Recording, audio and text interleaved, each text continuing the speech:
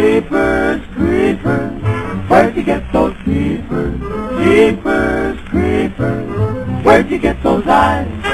Does y'all get up? How'd you get so lit up? Warning. I chain smoke and I say fuck a lot. But I accept myself for the way I am. I accept you too. Viewer discretion advised. I always look for new folks. On Jeepers Creepers 2, that bus full of kids, most of them never did a picture before, and they were all sensational.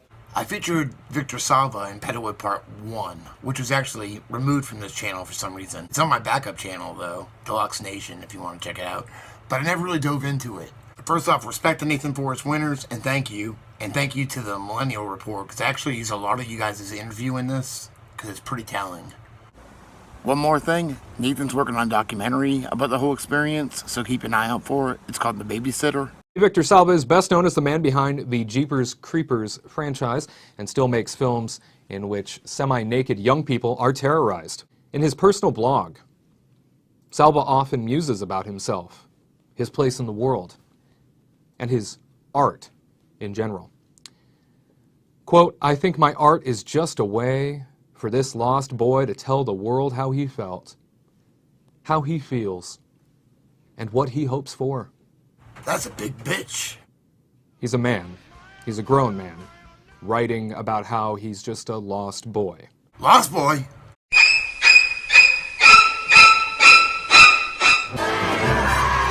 The story continues, so I guess by this definition, Victor Salva is crossing his fingers and wishing really, really hard for an eternity spent terrorizing semi-naked youths. Victor Salva was convicted of molesting a child actor on the set of his first major film, Clown House. The circus can be the main event for many a young boy.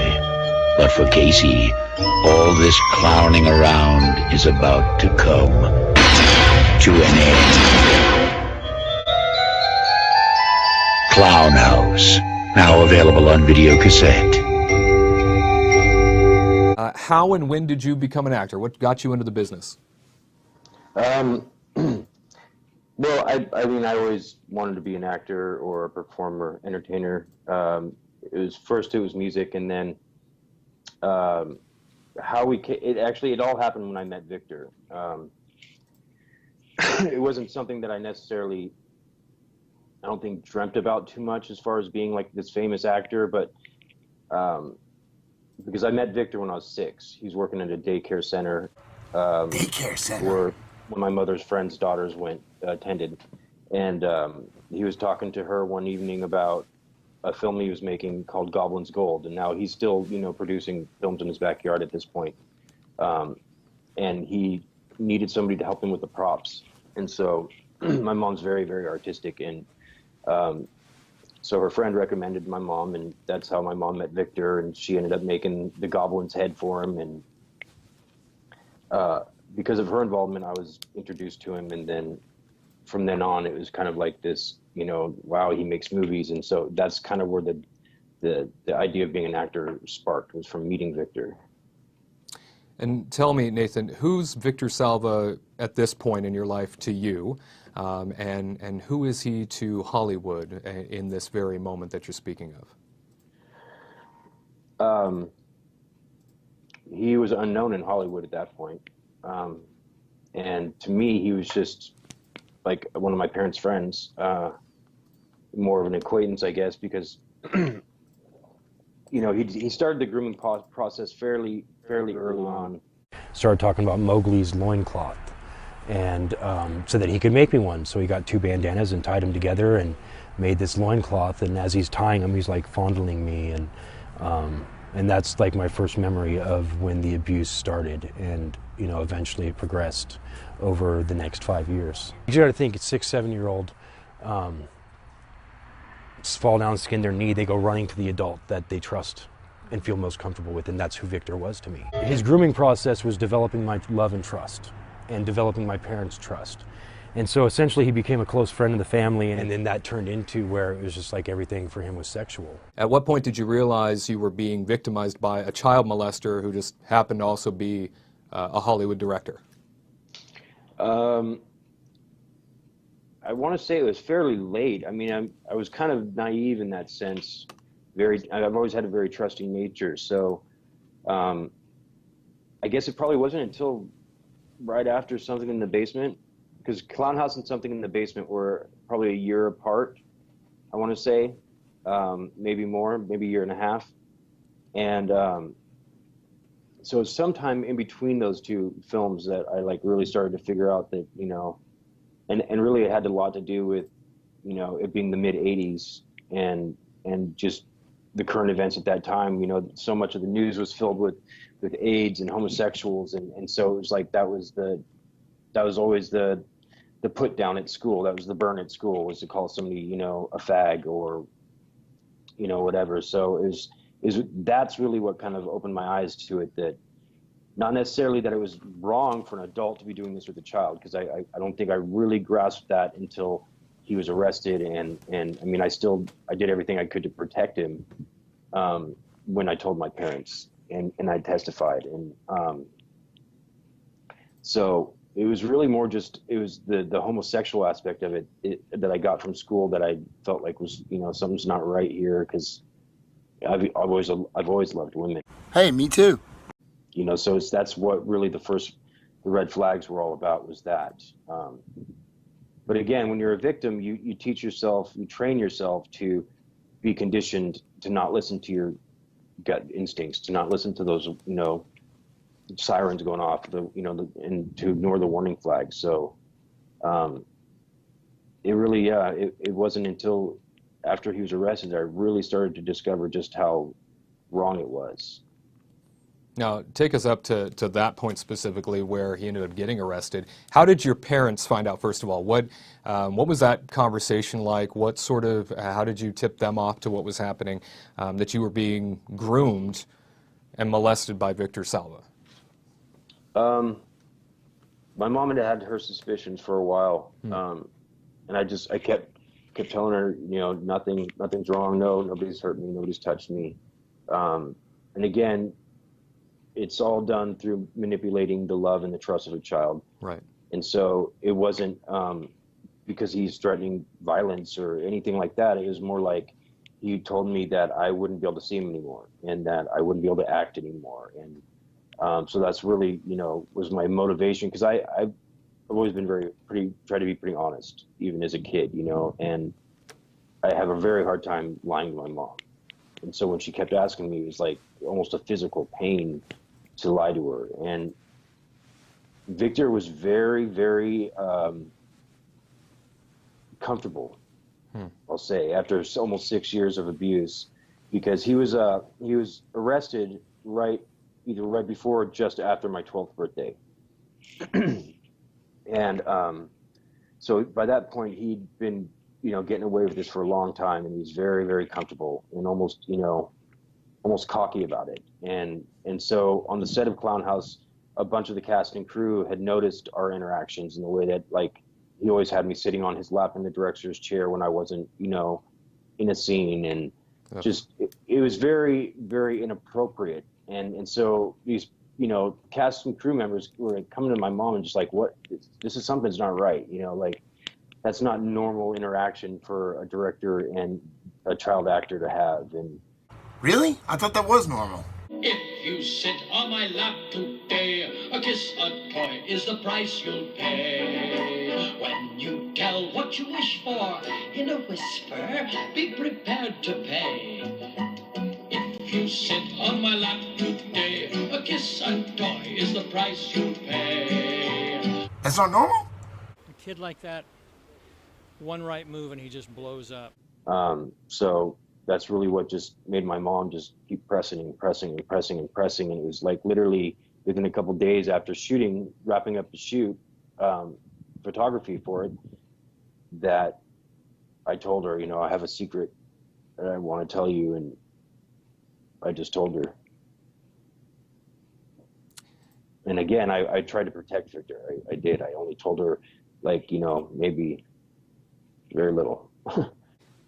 Take us through the steps of how Victor Salva was held accountable for molesting you as a child.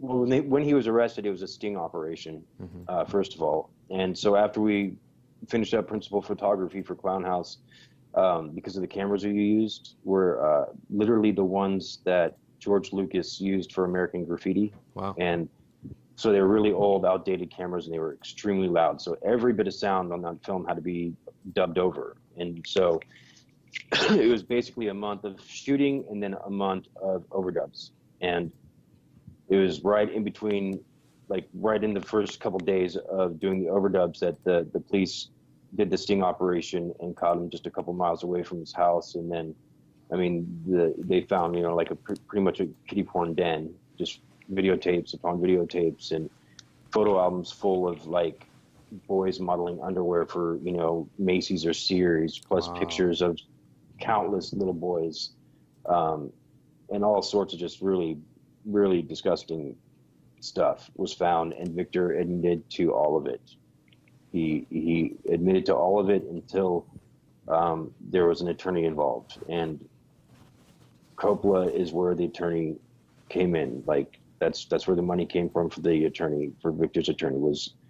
So Coppola gets him this really, you know, expensive lawyer, and then it turns into where he, you know, because the police already had on file, on record, him admitting to all these things, because he was arrested on 11 counts of child molestation, including oral sodomy on a child under 14, you know, oral copulation on a child under 14, videotaping these things, like, I mean, and then, you know, several charges that had to do with the production of Clown House and being abused during that production. So he, of course, retracts everything, and the lawyers get him to shut his mouth and, you know, stop making their jobs harder. And eventually what happened was, at some point, Coppola filed a lawsuit against my family for $5 million for some breach of contract or something. And my lawyer called my parents one day and said, you know, the appointment we had with Victor's attorneys it's been rescheduled. It's been pushed till tomorrow. So you guys don't need to come in today. And so, we stayed home, and my attorney actually went down and met with Victor's lawyers and wrote up a plea bargain and had it signed. And the plea bargain dropped the 6 most severe charges, the ones that had to do with the production of Clown House and the abuse. And he was convicted on 5, the 5 least severe charges, or signed a plea bargain of that, and was sentenced 3 years. And he was in jail for a short time when he was first arrested, but after that, he didn't go to prison. He never saw another jail cell. He went to a treatment facility in Napa. Oh, and what a retreat! How lovely. Right. Yeah, he did 15 months. So I'm sorry. We had movie deals waiting for him. It was like, warm reception when he got out of his treatment, and was right back to work, shortly thereafter. All right, so Francis Ford Coppola stepped in to not only help him, but then he sued you. Yes. What a slime bag. Are you kidding me? This notable, legendary Hollywood director stepped in to not only throw sand in your face, but to help someone that had been arrested on unspeakable charges. Mm-hmm. Yep. Freaking believable. Once the film was, because I still had to go and do all the overdubs. So after he was arrested, so I still had a month's worth of work at Coppola's house every single day for 8 or 9 hours every day for a month. Which time I was like blackballed, told I'd never work in the industry again, and sure, like all sorts of stuff, and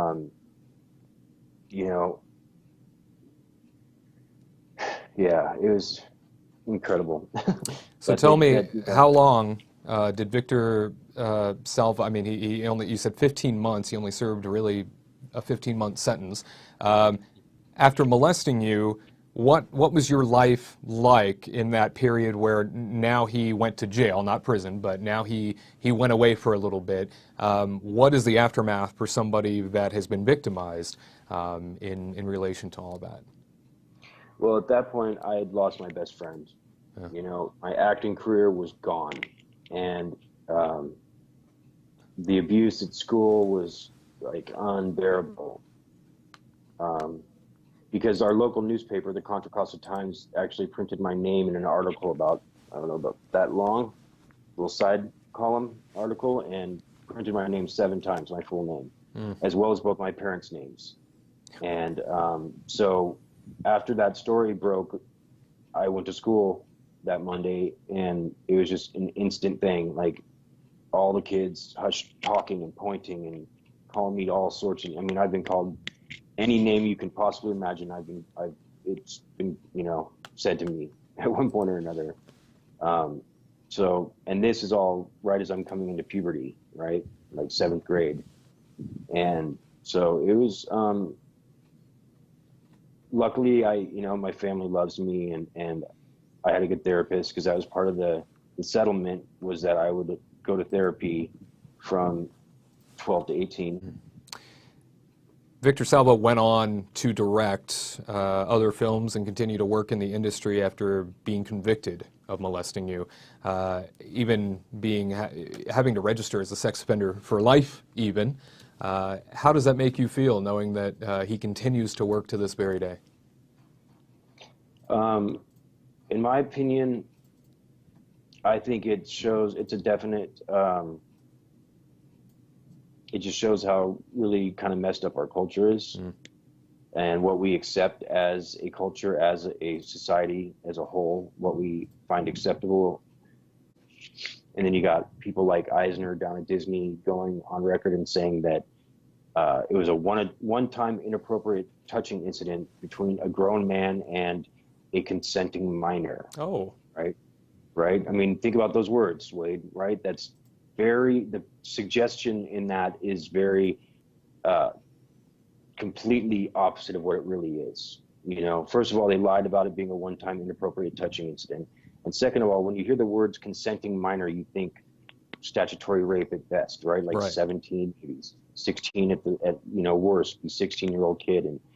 And then at that time, Coppola also went on record, and Connor Fraser, the director of the documentary, actually found this article. I don't know how he dug it up, but it's Coppola being interviewed, and he goes on to say how, I was basically talked about me as if I was like this little harlot slut boy, right? And that I, wore the wrong outfit, or kind of, I mean, like literally it was along those lines, not those words, but along those lines. But what he did say, pretty much verbatim, was that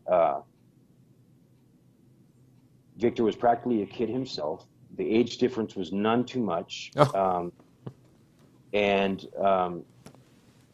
then the reporter that wrote the story went on to say, well, actually, the difference was Victor was 29, Nathan was 12, or actually 11 when Victor was arrested. And, but yeah, I mean, this is kind of like what anyone that's been in his court, or, on his team over there, is tried to discredit and try to mislead people constantly throughout the entire thing. It's been constant. So that's pretty much what I've been up against the whole time, is their influence and their being able to mislead people and trying to discredit me. There's something about finding ways to, I want to say manipulate, but what I'm really saying is scare an audience. And there are so many clever ways of doing that. He's been coddled completely by certain members of Hollywood, and I don't know. It just seems like there's like an exclusive club, and Victor's a part of that club. Fucking stoned. I got